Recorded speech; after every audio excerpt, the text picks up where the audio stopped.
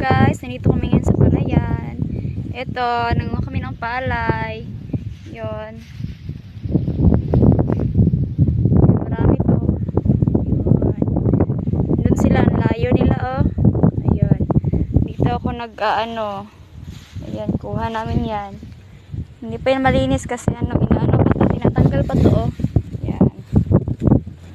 Diba? Ganyan ang buhay sa Pilipinas. Mahirap pero masaya. Wow.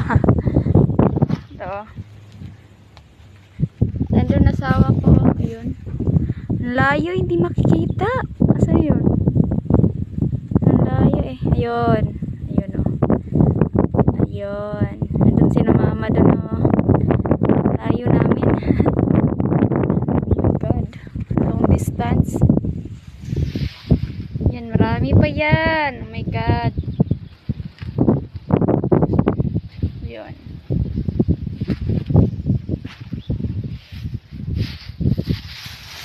Pala lang sa kalam. Ito.